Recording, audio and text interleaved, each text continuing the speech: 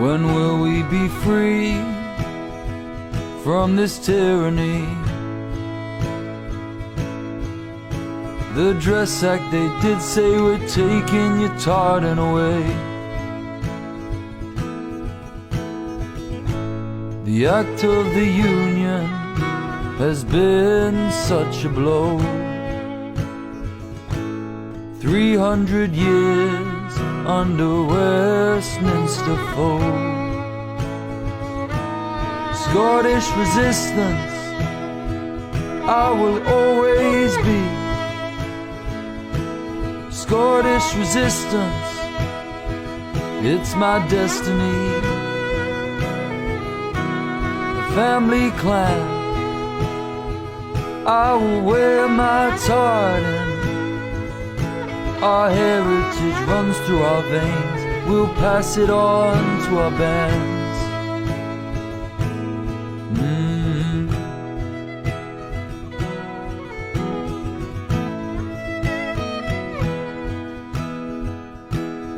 We are in pain and are suffering.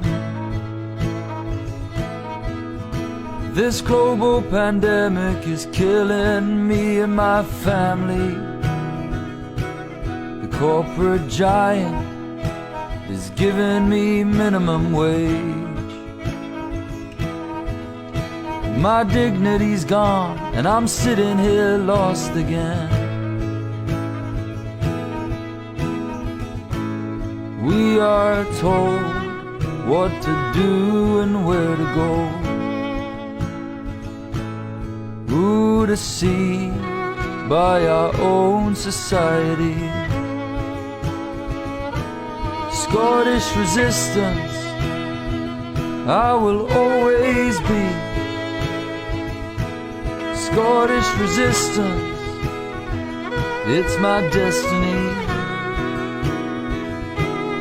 Family clan, I will wear my tartan.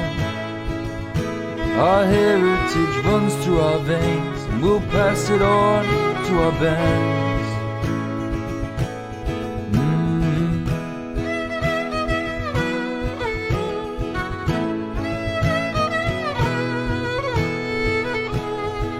Rob the poor, feed the rich. Well, isn't life such a bitch? How can we live this way? The Tories are here to stay. My Scottish pride, I need to decide my ancestors' pain. For my gain, I should hang my head in shame. We are to blame to let Westminster rule our brain.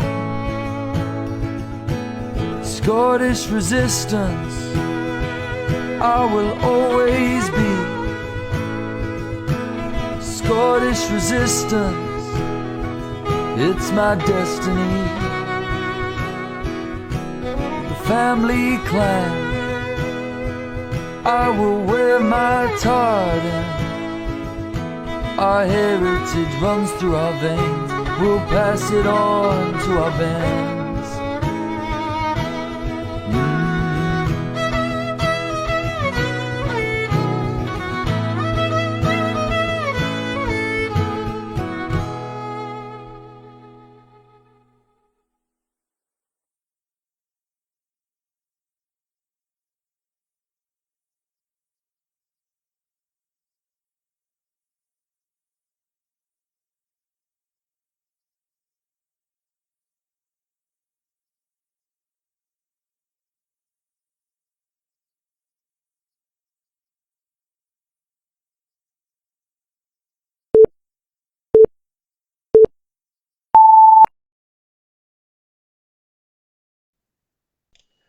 Good evening, everyone. This is the Scottish Resistance Chat Show live from the Scottish Resistance community page on the 14th of November 2022. First of all, I want to welcome everybody that's already in the chat. Alison Cooper, Lillian Evans, David Eakins, already had that. Thomas MacArthur, how you doing, mate? Nancy MacGyver, George Neve, Lindsay McInnes, and those are the ones that I see now. Um, be sure to engage with each other, but like we say on the intro, please engage with each other, but always be civil. No name calling, please. But it has been relatively mild in the last couple of weeks, so kudos to you guys. Um, there we go. There's the chat. Always keep an eye on the chat. Um, I want to now welcome the panel. First of all, we got three new faces actually to this show. Actually, first of all, I'm horrible with names. So let me get the chat. There we go.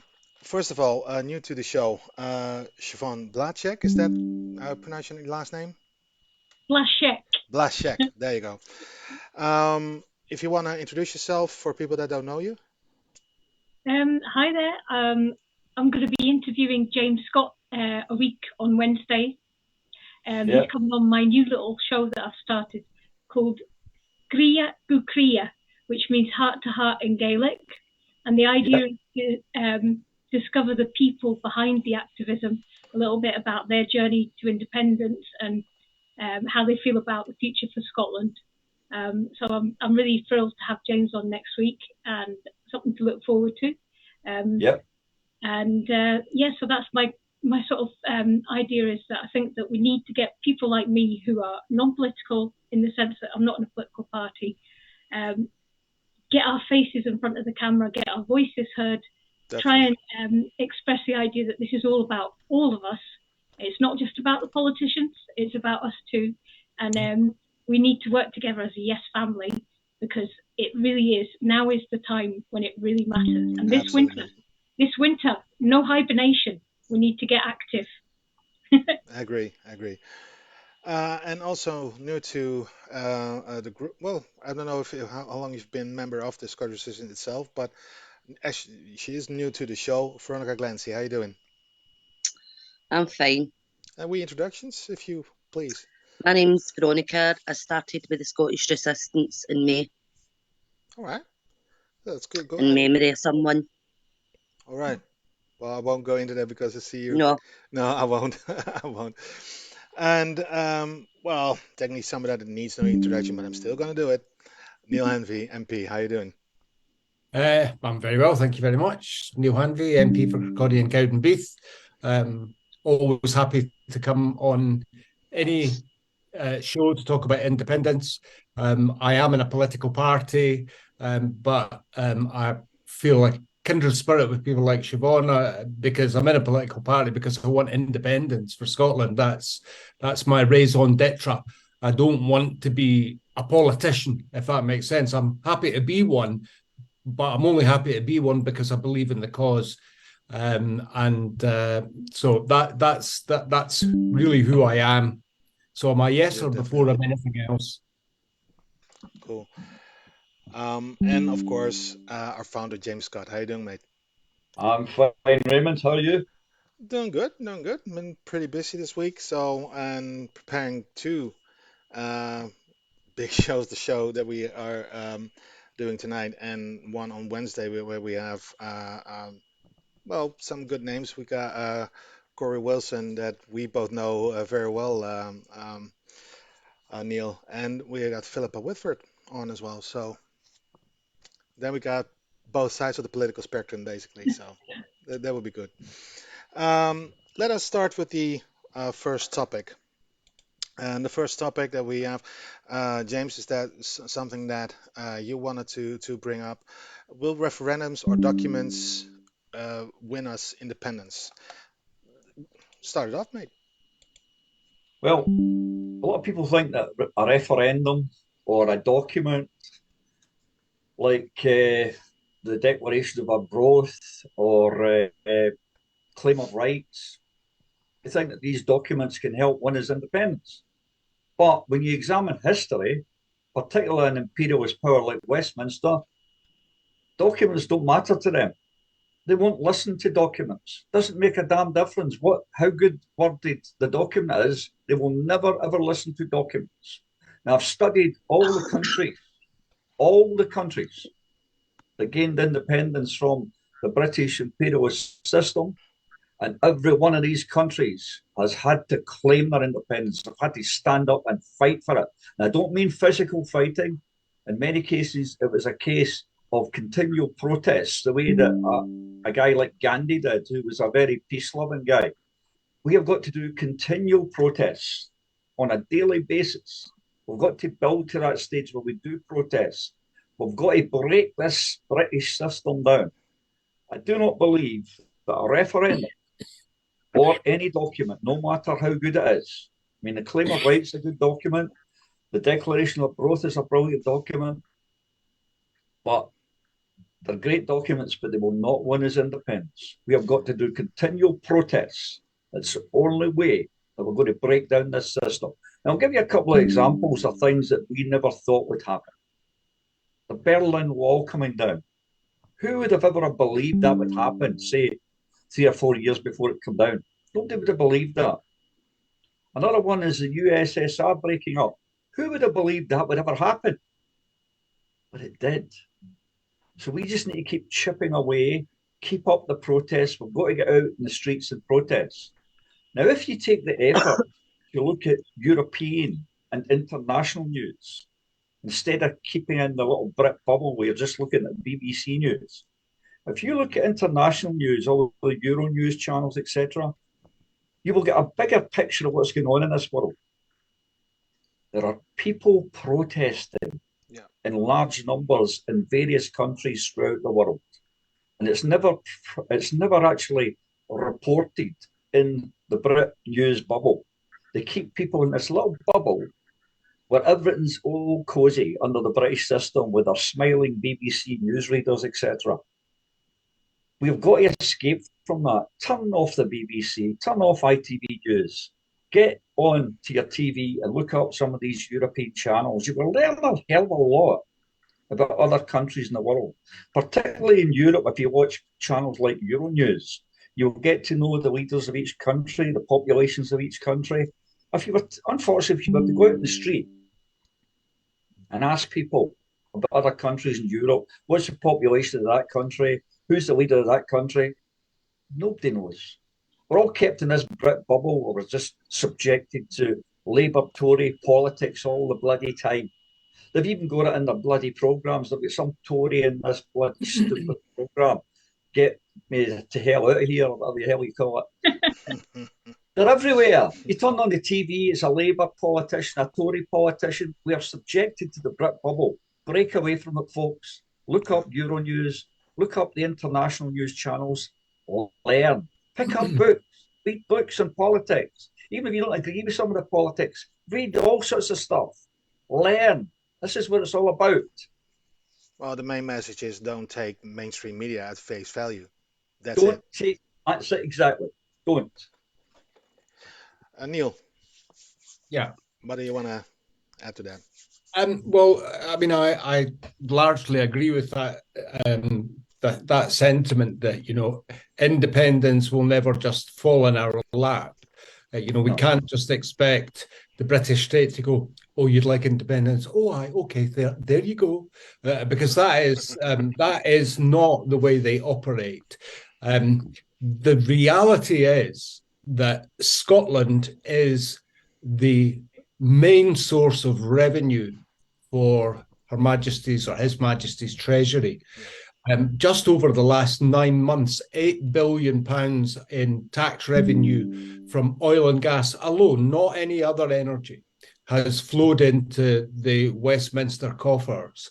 And I asked Alistair Jack about it in a recent debate. What percentage of that £8 billion will be given to Scotland to help tackle the cost of living crisis? What percentage? And the answer is zero. No money will come from that. And of course, they go back to, well, you get the block grant. So, I mean, that is the current situation. They can't afford to let us go. Exactly. The question is not how we can support ourselves as an independent country. The question is how will they survive without our money being Exactly. pumped into the Treasury. And we've got to change that conversation. That's a really important point. But in terms of the point about the claim of right, declaration of our growth, and the history of how we got to where we are, I agree that none of them, and none of them even collectively, will win the argument. However, history is important. And our history of how we entered the Union, the way that Scotland has been pillaged for its resources from day one right through, its people have been displaced, all of that stuff, that is an important backdrop. So it does have significance, it does have resonance, and it is important that people understand how we got here. But fundamentally, we have to win the political argument. Now, we can use some of that history as part of the political argument, but that political argument has to be won, but it has to be won by people who are prepared to take that instruction, that mandate, and act upon it. There is no point in winning elections and winning mandates if you're going to sit on your hands and do nothing. And that's the bottom line is construct the argument, win the argument, get the people on side, do all of the political actions in whichever way you possibly can. But unless we send Scottish members of Parliament to Westminster who are not going to dot the I's and cross the T's of Tory policy, but say, we're here to enter into negotiations for withdrawal from the Treaty of Union. Scotland has voted to be an independent country. When can we start negotiations? That has to be the starting point. So that's my take on it. So all of this is important. One other point I would make is that the anti-democratic stuff around this, so Ian Paisley's private members bill around supermajorities for referenda, which is his attempt to make it impossible for the north of Ireland to unite with the south and for us to secede from this union. Those kinds of actions and the refusals from Westminster, refusal from the Supreme Court, all of that is evidence for the international community that we have tried all possible reasonable means to secure our independence. And that's important for two reasons. It's important for an appeal to the United Nations under the UN Charter, but it's also an intermediate step is to go to UNPO for registration as effectively a colonised and oppressed people. And so those are really important international steps that are available to us. We are recognised as a country internationally that the Treaty of Union is a political union. The Union of the Crowns is not one crown, it's still two crowns. And Scotland has remained a country. There is one state, but several countries. And, I think we've got, because of that constitutional setup, we've got a strong case. What we can't allow to happen is our people get fooled into the belief that somehow the union is insoluble. Yeah. Siobhan, what do you want to add to that? Well, as far as I'm concerned, we haven't actually had a mandate for independence. We've had a mandate for a referendum. And that would be the slight difference. So as far as I'm concerned, the next vote that we undertake, that is going to be, that's it, that's game on.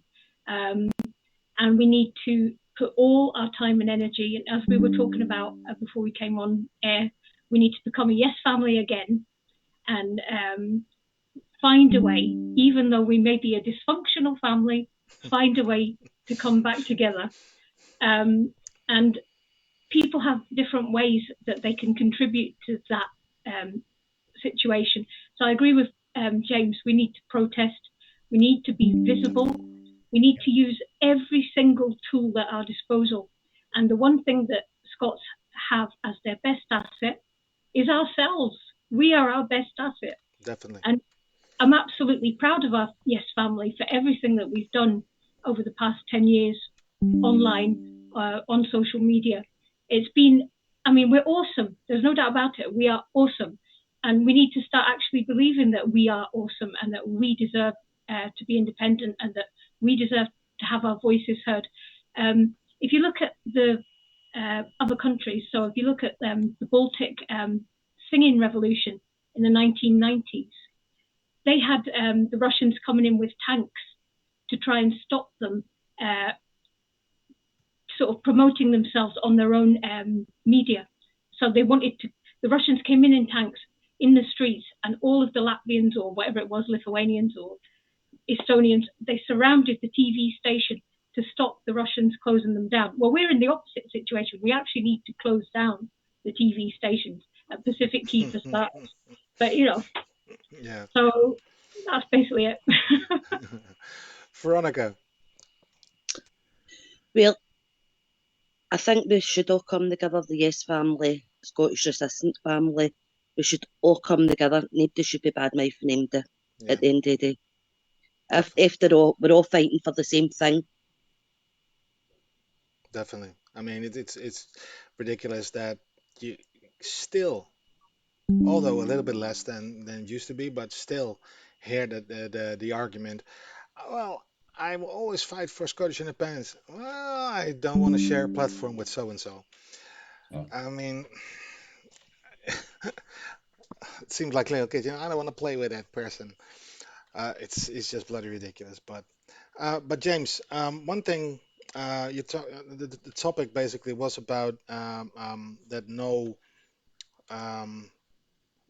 document will not win its independence. But an example of what I think you mean, the Kellogg-Briand Pact. Yeah, I can mention that later on. I mean that's exactly the kind of stuff you mean, I think. Documents. Well, see, Documents. we're talking. Let's just talk a wee bit about the Kellogg-Briand Pact. I've got a copy of it here. Now, the First World War was called the war to end all wars because all the countries of the world, all the major countries of the world got round the table and signed a document, a renunciation of war. This document says it here, it's a renunciation of war. And what happened was, in 1929, they all signed it. The American president signed it. The seal of the United States was stamped on this document. The Brits signed it. The Irish Free State signed it. The Belgians signed it. France signed it. All the major countries of the world signed it. The following year, lots of other countries joined them. Just about every country in the world signed this document, the Kellogg-Briand Pact. Look it up. Now, a lot of people say, but it was ineffective. The only reason it was ineffective was none of the countries obeyed their own bloody laws that they made. None of them.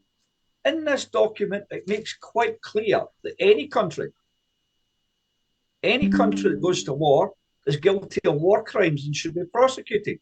Now, the strange thing is, this document was used against the Germans in the Second World War. So why is it not used against the Brits and the Americans when they committed war law, or any other country that committed war law? It is still international war law. It was called the war to end all wars because this document, the renunciation of war, Kellogg-Briand Pact. Now, all the major powers in the world, all of them, tried to get people not to read this document. It's one of these things they don't want the ordinary people of the world to know about, the renunciation of war. First World War, there were 37 million casualties. Second World War, 65 million casualties. There shouldn't have been 65 million casualties in the Second World War. It should never have happened. They signed the bloody document to make international war law. Renunciation of war. They all signed it. It's in this document. It's easy to look up on the internet. Kellogg-Briand Pact, renunciation of war. Yet, we've still got war. Yep. Russia should be getting prosecuted just now. They broke international war law. And many others have done so. The Brits have done it many times. The Americans have done it many times. They broke international war law. That you mentioned the Americans. That's basically what will bring us into the second topic as well. Yes. I mean, we talked about this, I think, last week or the week before. Is that since Vietnam, and even maybe even before that, but every president has started a war or entered a country, not their own. You know, they attacked the country, and except for one, and that was Donald Trump. And that's strange, isn't it? He gets the worst reputation of the lot, and yet less people have been killed under Trump's presidency than anybody else. And I'm not a fan of Trump by any means. No. But the facts are there. He did get involved in many wars. Yeah. Maybe it's just because he didn't have time. Who knows? It could be. But that brings us to the second topic. Actually, was a topic that a panel member that was going to be here, somebody from the Greens that couldn't make it. The potential impact of the American position, but he talked to you, Siobhan, about it. Could you explain what he meant about that topic? Could I just hand it straight over to Neil? Oh, I explained to him more or less what, and I'm sure he could do a way better job. Yeah, well, I mean, I'm not entirely sure what the specific issue they wanted to comment on, but I mean, I guess there's one point I wanted to pick up on what Siobhan said about the Baltic states, and particularly Estonia, at the fall of the USSR and their opportunity to declare independence. That wasn't just kind of like a drop of the hat thing. You know, they had planned for that opportunity for decades, and it was just a hint of historical opportunity that just as the tanks were about to roll in to Estonia, and they'd managed to protect their TV broadcasts by encircling the big aerial, the transmission tower. When the USSR collapsed, they had all of the legislation prepared and ready. And so they all got together in the parliament, they passed the legislation, declared independence, and the international community went, aye, okay then. And so the key there is be prepared and be ready. But in terms of what's happening in the States, I mean, I think it's a common problem, and, you know, people will maybe have a wry smile when I start talking about democracy and politicians, but there's a real problem with democracy, and really amplified in the States with the democracy denial from the Trump cohort of Republicans, who are still perpetuating this idea that the 2020 election was stolen, despite there being no evidence whatsoever. And what's interesting is that the midterms have effectively made a statement which is democracy deniers and insurrectionists will not get elected. Trump has been put firmly in his place, although he's not happy about that at all, unsurprisingly. But for my relaxation, I follow American politics because it makes me feel slightly better about what's going on here sometimes. And really, it's been utterly riveting. And I'm sure they'll be making great films about this in the future. But you know, they really tried to install him as effectively a dictator. His kind of pin-ups, his idols are Vladimir Putin and Kim Jong-il. He considers them as strong people because they don't surrender power to anyone. He thinks the world of President Xi. He thinks he's like the king. So, Trumpism is a very, very dangerous, political philosophy, because it's not actually about the good of the people. It's all about one individual's ego. And we see that, I think, echoing into UK politics. Johnson was, cut from the same cloth. And Trump light. Yeah, oh, absolutely. But he's a surface politician. He doesn't dig deep into issues, but he's not stupid. But he's also not got a huge dose of integrity about him either. And we're now, the car crash that was Liz Truss is being followed up by a bit of instead of a bang from Rishi Sunak, a bit of a whimper. So there's a problem with UK democracy because of all of that. And the fundamental one being that Brexit is a disaster. It's an utter disaster, and it's a disaster for Scotland, who said, we don't want to do this. So that's a problem. And then, again, democracy denial sort of echoing through politics at the moment is that, the Scottish government have been given very clear instructions about pushing ahead with an independence referendum, pushing for independence. And we're not seeing any meaningful progress on that. But there are other pieces of legislation which are very controversial that are being pursued with the kind of vigour that I want to see the Scottish government pursue independence with.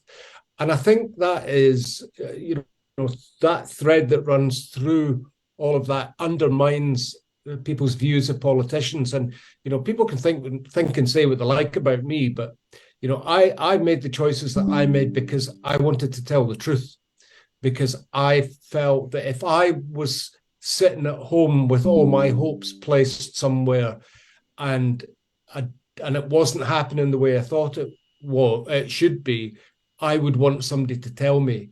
And I feel much more able to campaign for independence in my current position. And I just, and so that's my take on the states. Is the states have had a narrow escape. Well, we think the Senate, they've had the narrow escape. What happens in Congress is still unclear, but it's going to be much, much tighter than it was.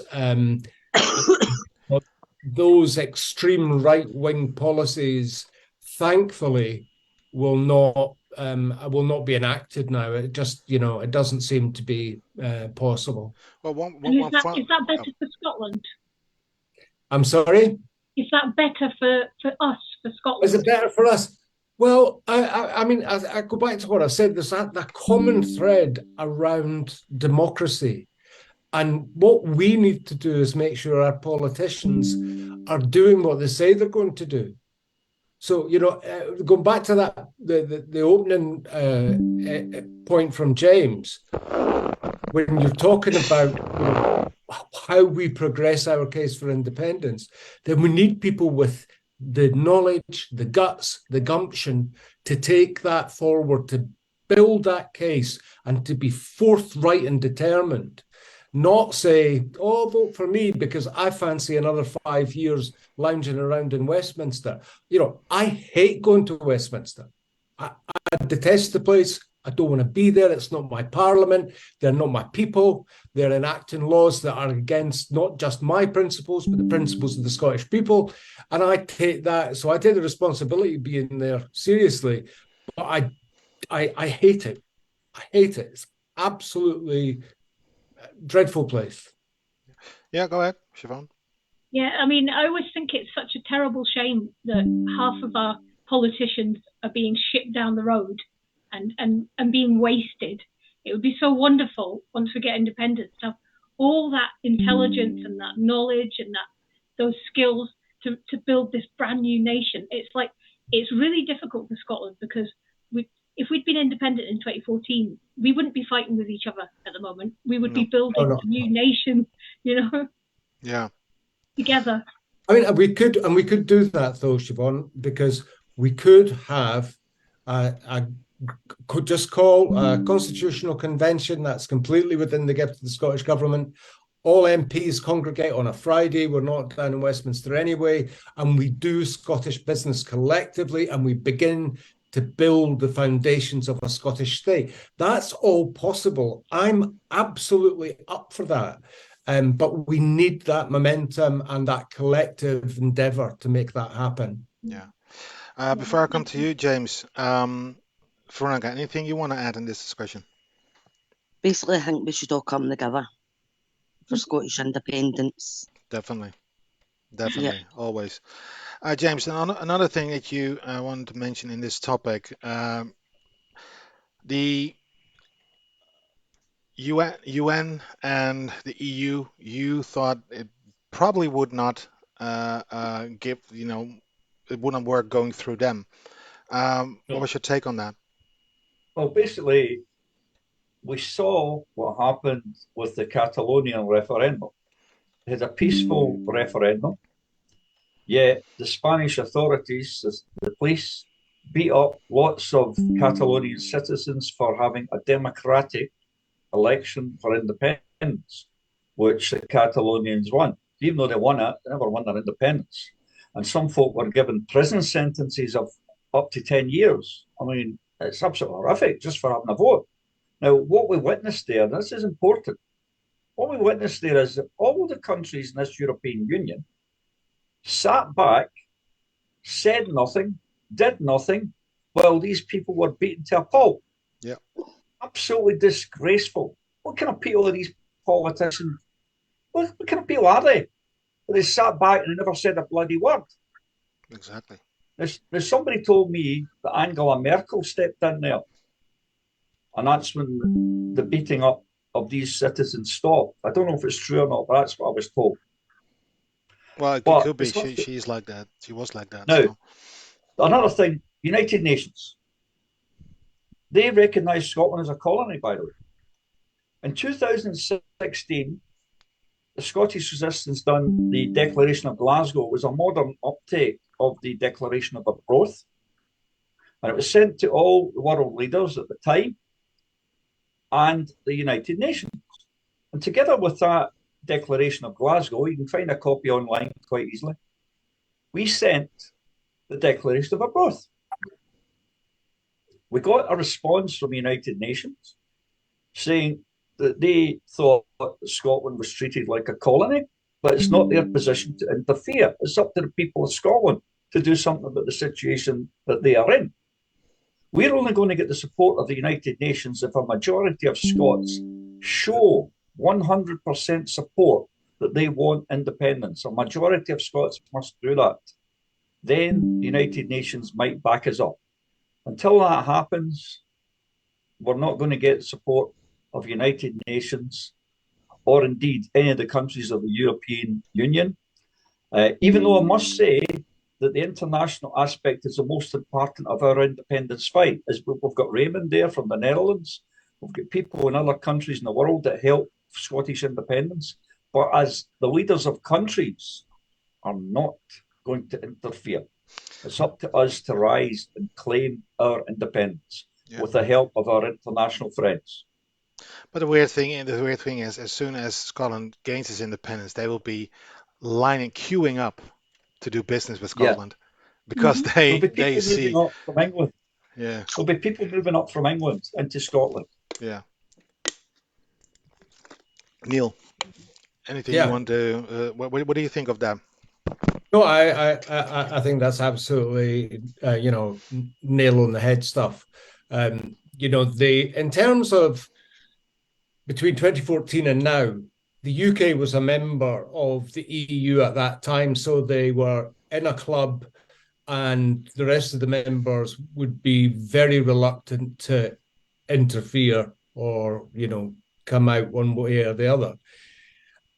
Although we're not in that club now, it's like there's an international etiquette that you don't interfere in the constitutional arrangements of a state, a recognized state.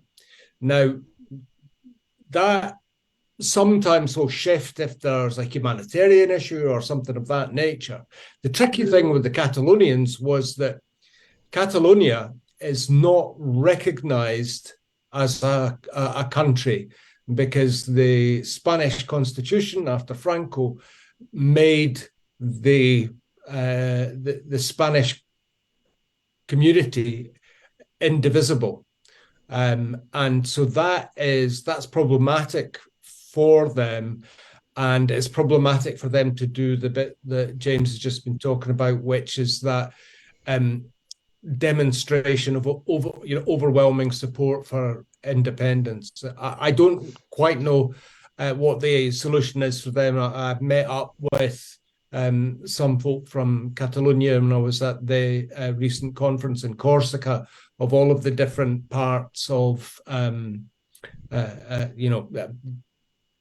countries that remain oppressed, like Scotland, and it was a fantastic event. Very different approaches, in the different parts of the world, but a real sense of community from Basque Country, from Catalonia, from New Caledonia, all across the world. Really, it really was a fantastic experience. But so James is right that there won't be a preference expressed, and I was surprised that Obama in 2014 said anything.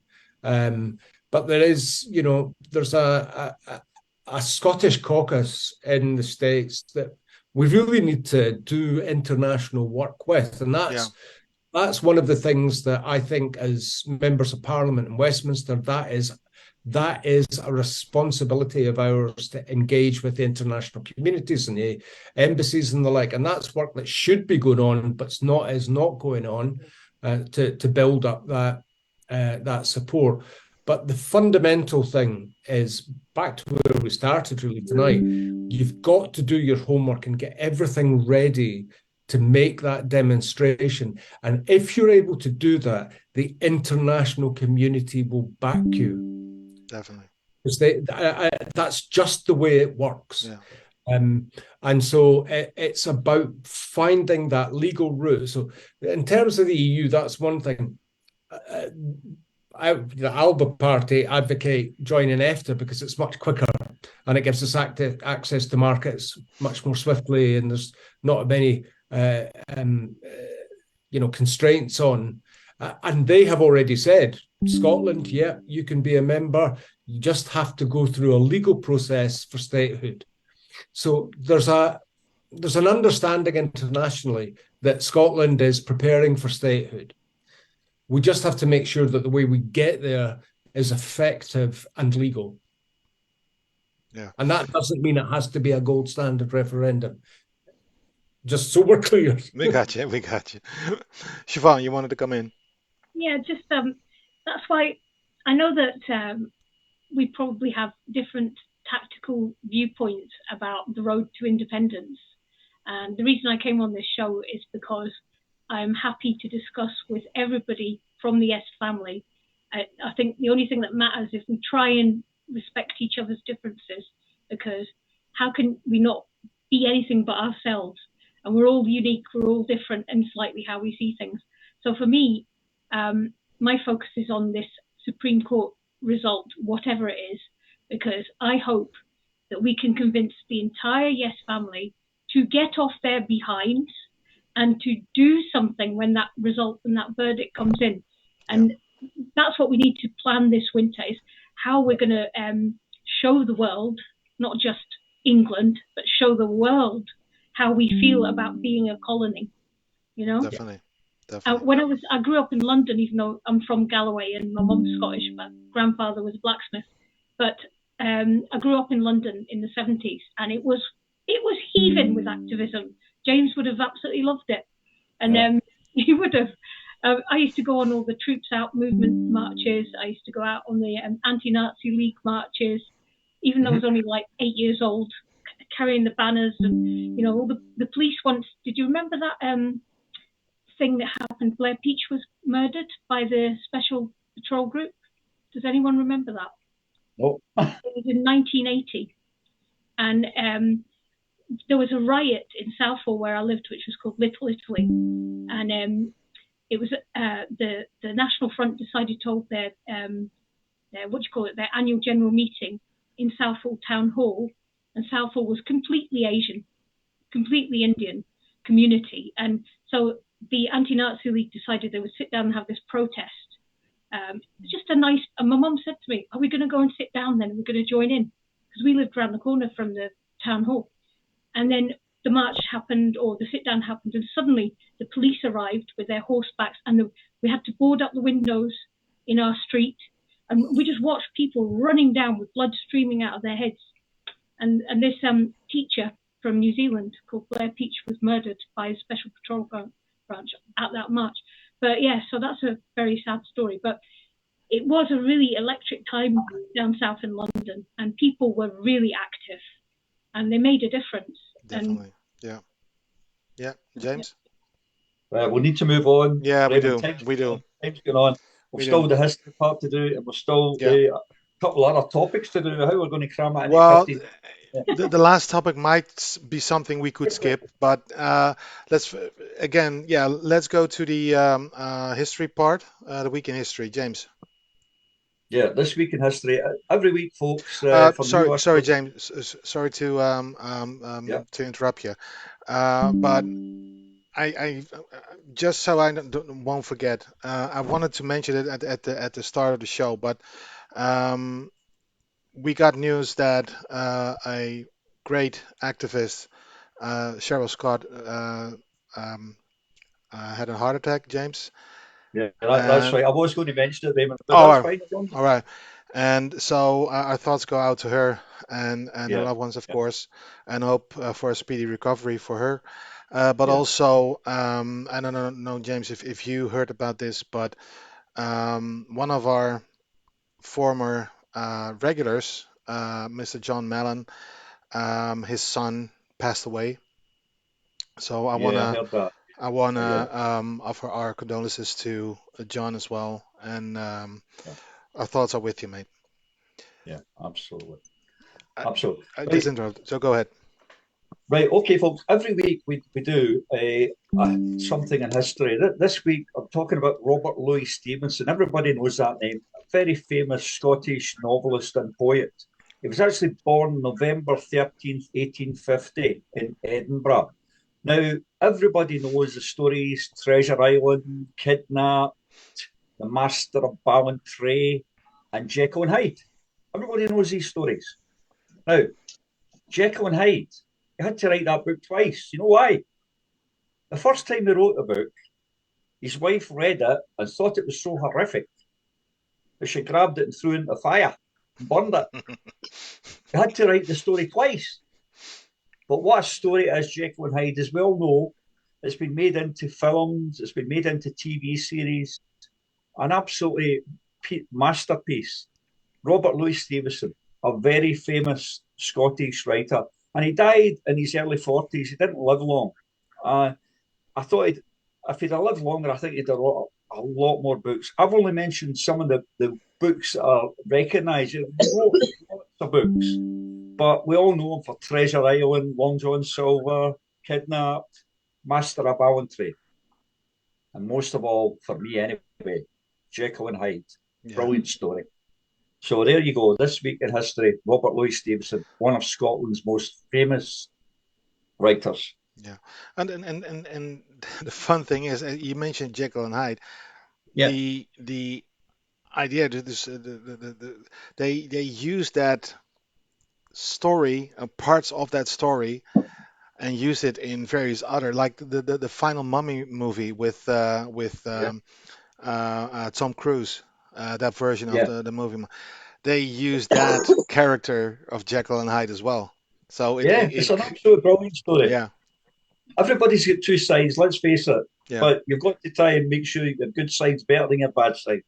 That's the way I look at it. Well, a Tory only has one side, but that's about it. Yeah. But That's true. yeah. I All mean, right. I've been in business for 40 odd years, and I've met a lot of Tories, and I haven't met a single Tory that's got an ounce of human decency. I've No. got to say that. Definitely.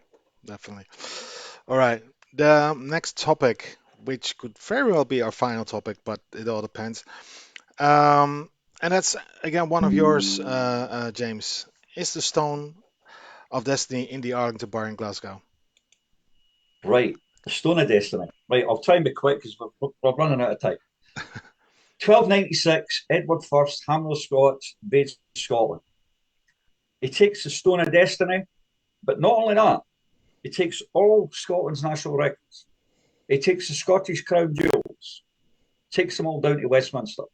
Now, the Scottish Crown Jewels and all our old historical records have never been returned. Now, recently, when the Queen of England and other places died, there was reference made to the Scottish Crown Jewels, but that's not the original Scottish Crown Jewels. That's a replacement set. The original Scottish Crown Jewels, plus all our national records of ancient Scottish history, were taken in 1296, never returned. Now, to go back to the Stone of Destiny, Christmas Day,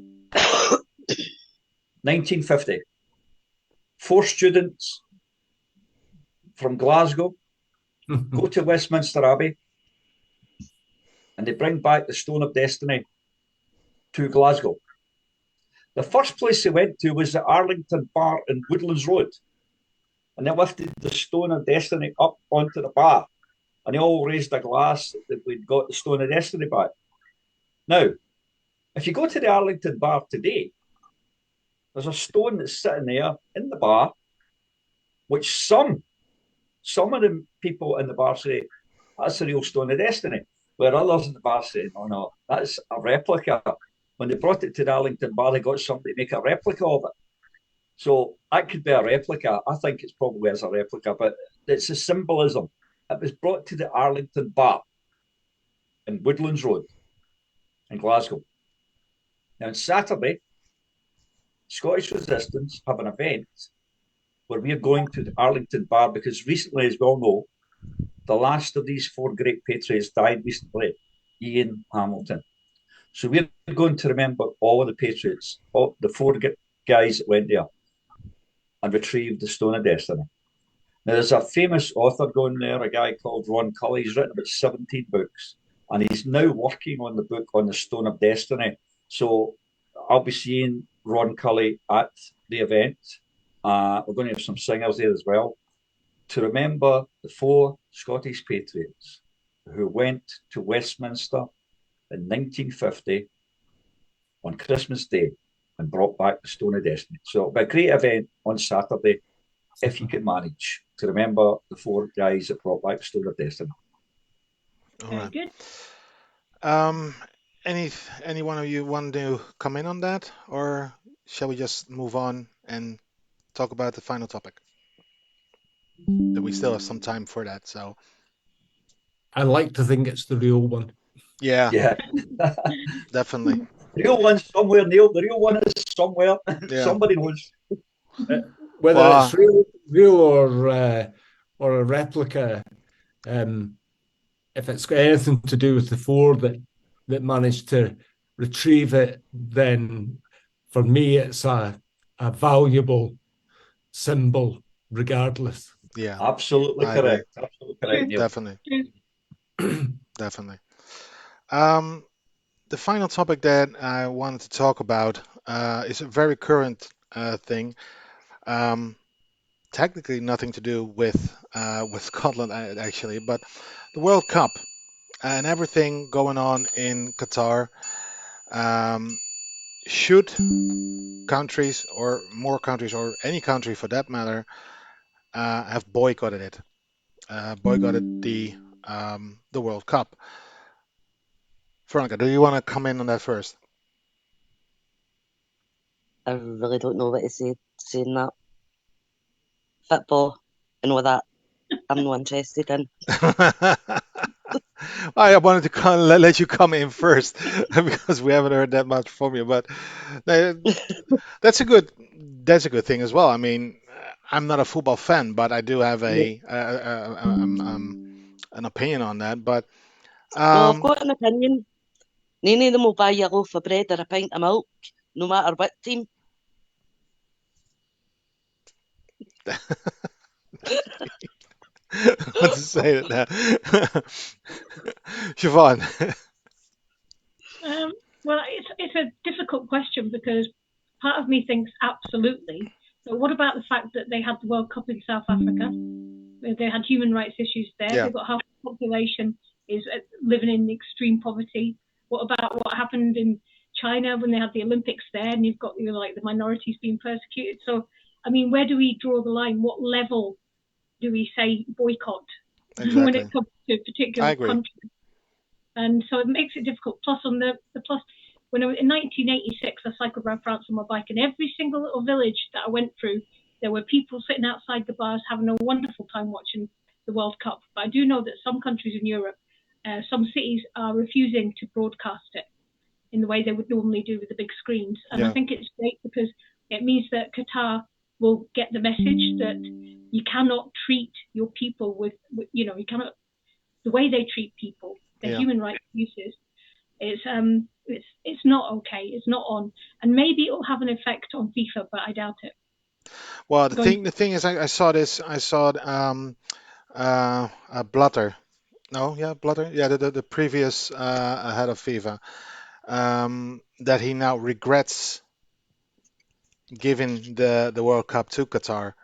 Well, that's easy to say when you already received their money, but you know, because it was bought and paid for. That's it. There was no election. It was bought and paid for. But yeah, I do see a point in that. Should maybe it now have been boycotted?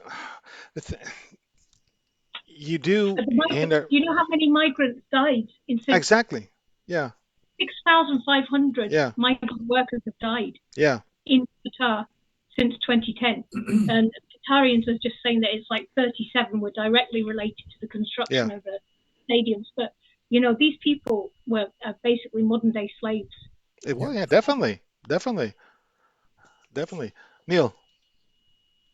I will not be watching any of the World Cup since I was a wee upstart of a teenager. Whether it was well, the one that springs to mind mostly is Pinochet's coup in Chile, and so it sounds awfully posh, but I'm just a wee schemy, so don't get anything from this. But if we went out for food, I'd object to my parents ordering Chilean wine because I didn't want to see that regime supported. And I was kind of, at school, switched on with politics, did my modern studies. I was interested in human rights and always have been interested in equality and rights. And I think it sends totally the wrong message for FIFA to have awarded the tournament to Qatar in the first place, and for other countries to attend. We either believe that people should be treated with dignity and respect and equality, or you don't. You can't pick and choose when you're going to do that. You can't say, well, we want our people to be treated in such a way. But if you're the thing that gets me sort of at home example is we went out into Syria, we supply weapons to Saudi, we engage in wars and support wars with weaponry. And then we whinge and complain when the displaced people who are desperate just for the basics in life chap on our door and ask for help. And I'm not a practicing Christian, but I had a Christian upbringing when I was wee, and basic things like the Good Samaritan. I mean, come on, man, that's just humanity. I find the whole thing reprehensible, and I will personally have nothing to do with it. Yeah. I think it's totally wrong. Well, yeah, I'll come to you, James. For me, it will be easy because I'm not a football fan. So, but yeah, I do agree with you 100%, Neil. Definitely. James. I would agree a lot with what you were saying there. I mean, particularly with Saudi Arabia, which I was going to mention. I mean, the Brits are still selling arms to this bloody regime in Saudi Arabia where people are beheaded on a daily basis. I mean, it's a horrible regime. But sport and all these disputes with other countries shouldn't really be, sport shouldn't be brought into the issue. It's horrible for an athlete who's trained all their life to do what they want to be the top of their sport, not to be able to compete just because of stupid political regime. Yes. But I would agree with what Neil says. They should never have gone to Qatar in the first place. Never. They bought and paid for it. Yeah. I think it was envelopes under the table. And I would even up you on that. The thing is, a lot of countries applied for that to host the World Cup, and they always do, but especially then. And they kept on the FIFA. I mean, they kept on receiving money for their bids. Yeah. While it was already decided that Qatar was going to win it, and it's they're corrupt. Yeah. They're nearly as corrupt as the politicians. There's also the fact that, I mean, it's right in the middle of the European football season. So it's completely, it's the first time it's ever been held in November, December. They couldn't hold it in June. It's too hot. Too hot in Qatar in June. And then environmentally, it's terrible because of all the air conditioning in the stadiums. Yeah. Yeah. Really bad. But bad as it is, I'll still be watching it because I love the World Cup. And I think that should be the case. Like everybody should make their own choice in doing that. There probably be some people that say, well, if you're gonna watch it, I'm not gonna talk to you anymore. They're always gonna have people like that, and that's with every situation. Don't judge people unless you want to be judged. That's basically my final message to for this week. We've only went 2 minutes over, so that's relatively good for us. That's relatively good for us. Managed to get it compressed into the last couple of minutes. That's great. So what I want to do now is, like we always do, is go around the panel for final comments. Veronica, let me start with you. Final comments for this week. What do you want to leave the viewers with this week? Right, I think everybody should come together for independence. A lot of folk were out doing Scottish resistance, feeding the homeless. We need more folk to do that with, because we do it every fortnight. Basically, I don't know what else to say. Well, it's a good thing to say, so don't worry about it. I mean, on, Veronica. Yeah. I know. No worries about that. Siobhan, your final comments for this week. Well, I just agree with Veronica, and I think that this idea that feeding the homeless once a fortnight is wonderful. And if I could at all get to Glasgow, which I can't because I'm absolutely miles away in the middle of nowhere, then I would be happy to come and join that. And I would urge anybody who is in that sort of area to get involved with the Scottish Resistance, with the homeless support group. Help. You guys are great. There's nothing wrong with you, so I don't know why everyone isn't coming on the show. There's nothing wrong with it. As I was saying yesterday, we were out doing a white poppy event. Peace, end of militarism. We wanted to get rid of the military. The white poppy event yesterday went great. There was even people passing by and were listening to what I was saying about the Killer Queen Pact. They'd never heard of it. And I'm showing them copies that they couldn't believe. This document was signed all these countries in the world, yet they're hiding it from the people. They don't want the people to know. Yeah. Neil, your final comments for this week. I'll try and be upbeat on an issue, I think that's probably taxing the minds of quite a lot of people. We're about to hear from the Supreme Court what their judgment is. We've got activity from Ian Paisley trying to limit the possibilities of a successful referendum. We've got a hostile government and a hostile opposition. But in all of that hostility, just remember, every refusal, every attempt to block us only strengthens our case. Exactly. So I just don't want people to get despondent and think we should give up. It should strengthen your resolve to push forward. With, you know, none of these things will impede our cause. They only strengthen our cause. Definitely. One thing that I would like to say, Siobhan, you said, well, I'm far away, so I can't make it. Well, I'm kind of in the same situation, of course, being living in the Netherlands. I always call myself geographically challenged. And that is technically always the case. I mean, I can't,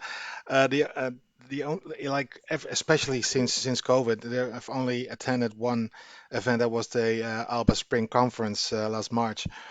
And absolutely a blast to have been able to attend that. But yeah, that's always the thing if you live abroad, especially.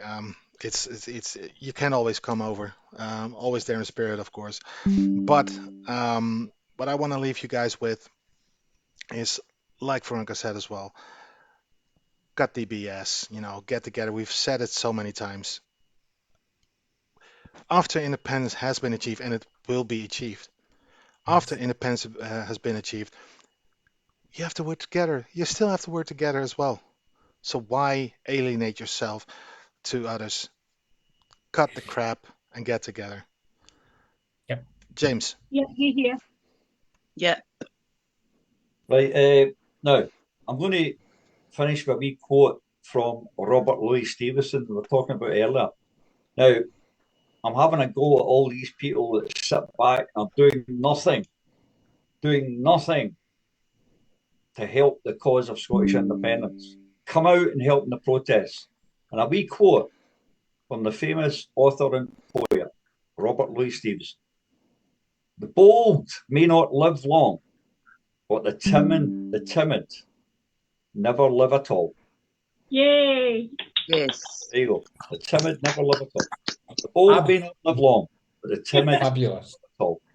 Yeah. They're sitting back, accepting everything that's thrown at them. And they're never going to know the great future that they would have had Scotland become independent. Yeah. Sitting back and accepting everything that's thrown at them.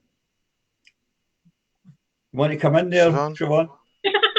If you don't mind, just wanted to say that James is coming on my wee news show a week on Wednesday, 3 p.m. Yeah. It'll be on my Facebook page, or it'll be on Kriya Kukriya, Heart to Heart, which is a new Facebook group. And that's the whole idea. I want to get lots of people to be bold and to come on and to speak up and to tell their stories. And absolutely. That's fine. I'm looking forward to that, Siobhan. The one thing I would say is that outnumbered 10 to 1 is the amount of people from other countries that interview me. But the Brit press try to ignore me and the Scottish.